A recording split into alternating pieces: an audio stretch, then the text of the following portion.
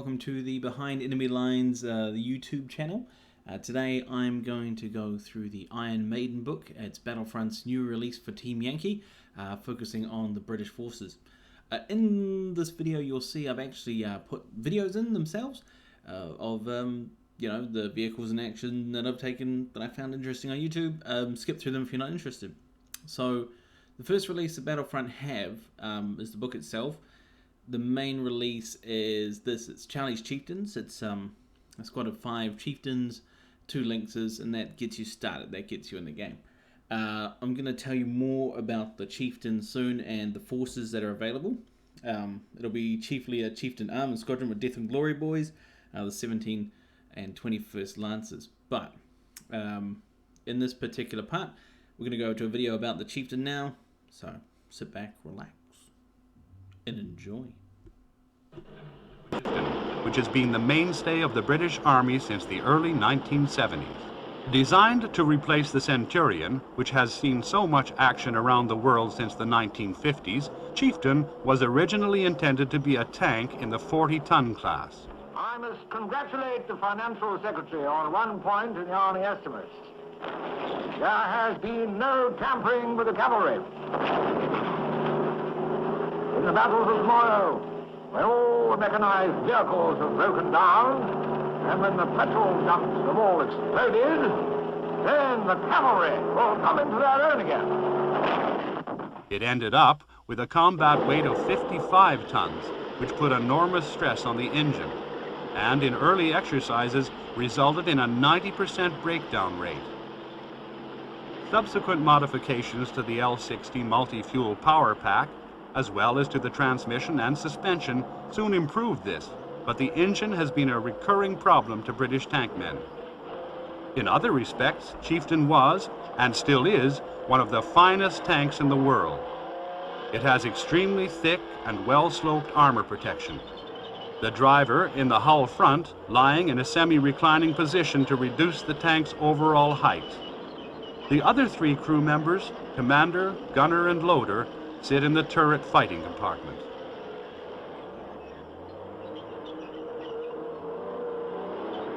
The principal feature of Chieftain is its extremely accurate 120mm rifled gun, which can fire a wide variety of different types of ammunition.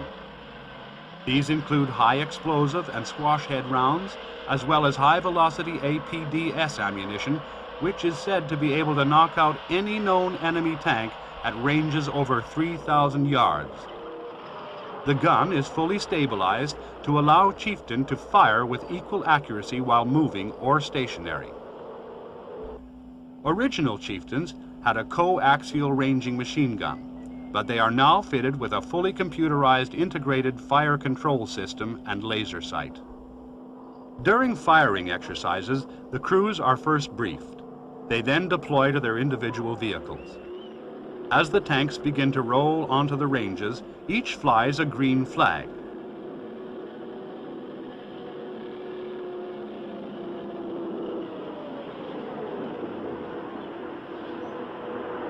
They then take up their firing positions. Here, a commander takes the opportunity to clean the gunner's periscope. When the gun is loaded, a red flag replaces the green one. During the first part of the exercise, the tanks fire in turn from stationary positions.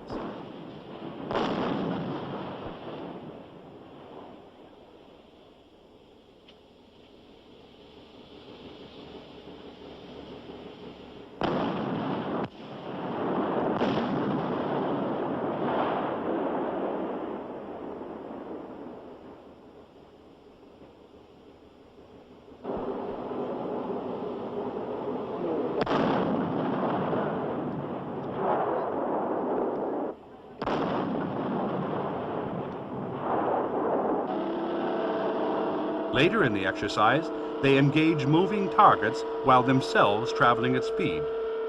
Machine guns also spatter imaginary infantry positions.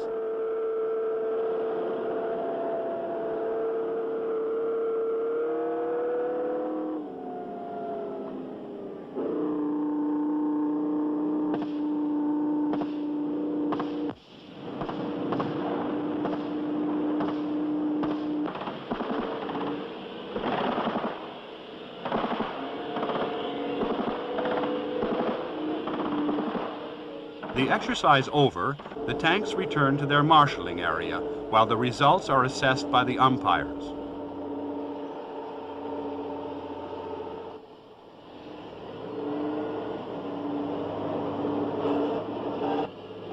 For the crew of one tank, however, that engine seems to be playing up again.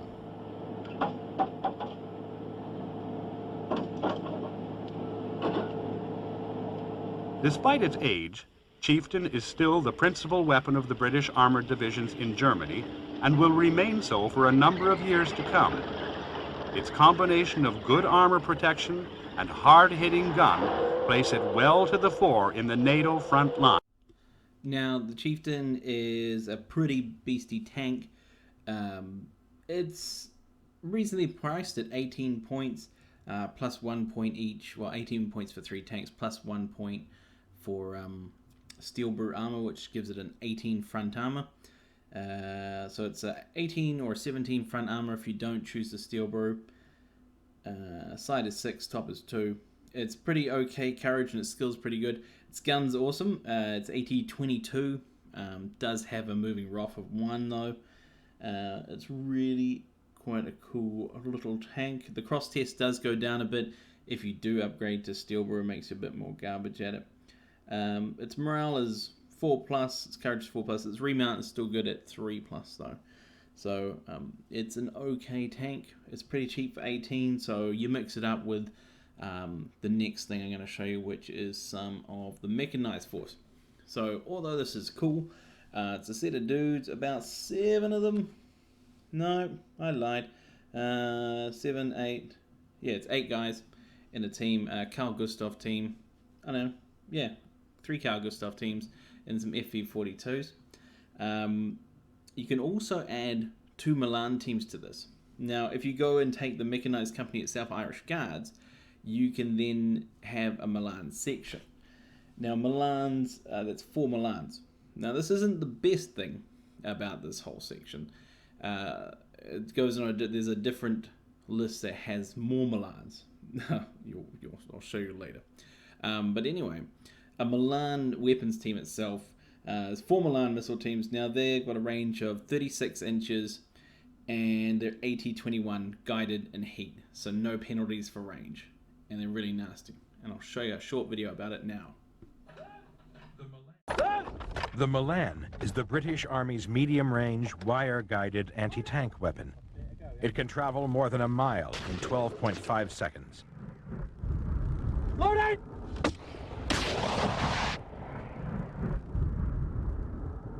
Loading!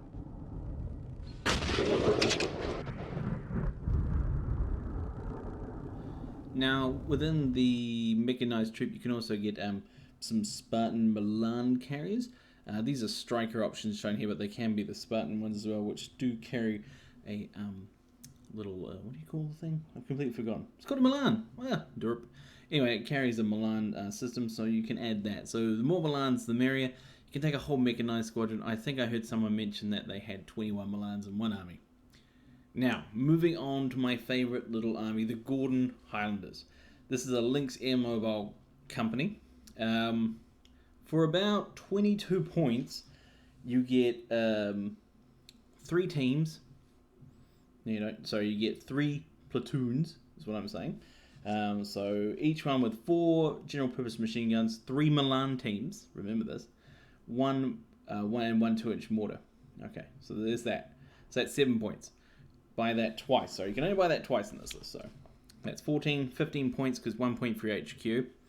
The Lynx itself is a really nasty helicopter as an attack helicopter, but it's a transport team in the Air Mobile division. It's nasty. So 1 HQ, 2 7-point squadrons with 3 Milans. That's 15 points. 11 points more, you take in a Lynx Milan platoon with 8 Milan missile teams. So with my bad maths, yeah, it's 8, 9, 10, 11, 12, 13, 14 Milan teams. Now, it looked to me that you could take this company 3 times. So right there, that is, I did bad maths, didn't I? That's a heck of a lot of Milans. So let's do the math on that. So it costs us 22 points for the whole list, right? 15 and 11. Oh, hang on. Am I just doing maths terribly now because I'm trying to budge through this? I should have written this down. So we got 11 plus 7 plus 14 was 25, 26 points. So 26 points, we get ourselves 3, 6, 8, 9, 10, 11, 12, 13, 14. 14 Milans plus another. Is that 28 Milans? And there's points left over for some tanks. That is a nasty list. Be wary. But you can shoot them down. They're helicopters. Kill them all. The next, again, I showed the Spartan and Striker troop because there's a more of a reconnaissance squadron. It's the Queen's Dragoons. So they'll come in Spartans and have everyone's favourite little recce vehicle, a Scorpion or a Scimitar. They're not great. They're used for sneaking, peeking and scouting and spearheading their way through. They can have a strike unit with them, but it's going to be best to back these up with tanks, and maybe using the Lynx in its attack mode, and maybe some of the big artillery. British artillery got some special rules. It lets them blow stuff up better. Is the best way. Yeah, sneak and peek is a pretty cool rule. Harriers are nasty. Not only are Harriers a really cool jump jet, they have an anti-helicopter gun on them. They also come in a lot better than, because they're a jump jet, they come in on a 3+ rather than the 4+. They also have cluster bombs. Now the cluster bombs are 88. That's on your top armor. So most tanks in this are going to need a 6 to bounce in. Going back to the Lynx, they are armed with an AT-21, basically a Milan missile. So the Harriers going to come in, 4 of them for 10 points. That's going to probably really suit your heli arm and make a mess. Now's a little video about the Harriers. The main task force was about to enter the exclusion zone, and the Harrier pilots were being briefed for the first airstrike. Ted, the depression for CVU is worked out for what, 480 knots? 480 flap out, 450, sorry, yeah, 480 flap out, 450 mid flap. Okay?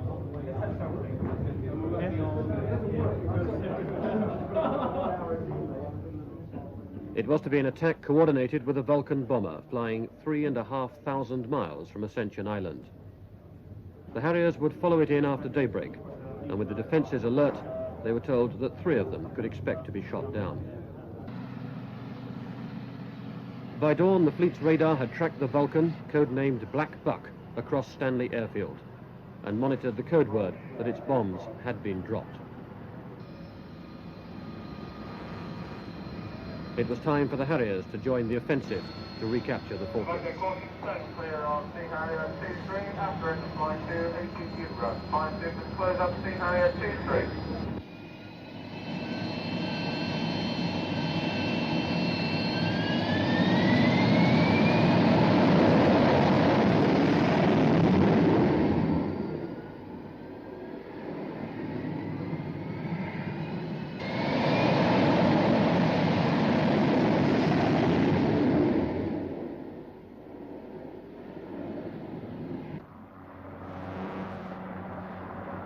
Every plane in the task force joined the raid, 12 from Hermes, 8 more from Invincible, 20 in all.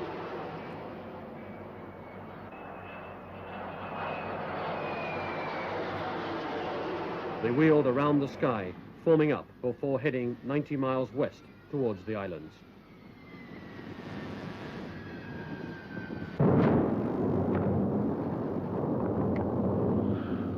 8:23 de la mañana se repite el ataque contra Puerto Argentino con mucha mayor intensidad. Antes habían sido 2 aviones que habían bombardeado el aeropuerto con escasa suerte. Ahora el tiroteo es mucho más intenso y se ve que además otro de los blancos es el mercante argentino que está... From Port Stanley across the bay, an Argentine camera team watched the bombs falling and the fierce anti-aircraft fire. Contestan nuestras baterías antiaéreas y se ve el refulgir de sus disparos en el aire.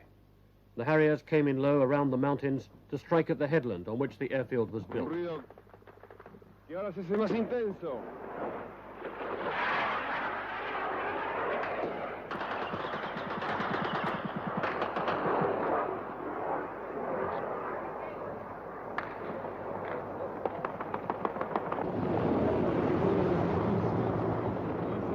War hadn't been declared, but that made it no less real.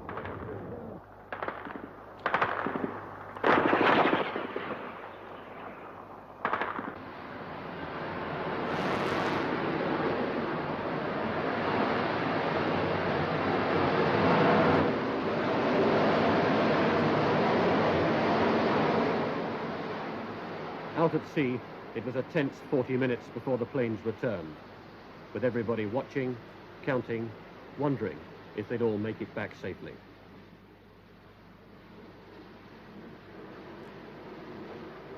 They did.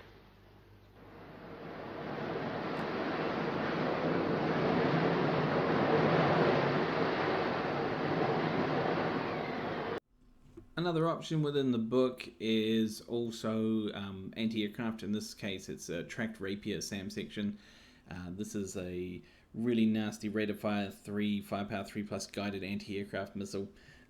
It's pretty nasty. You get 4 of them for 6 points, and you'll be shooting down Hinds all day, really making a mess of them. The firepower on it is 3+, so hopefully the Hinds failed this firepower. To back up all your guff is some Abbott field battery. They also get access to the M109, but the British version of it is just as good. They're pretty brutal, but it's a good book, really fun list. I've already built a couple of lists. A few weeks I'm going to end up playing Greg in a game.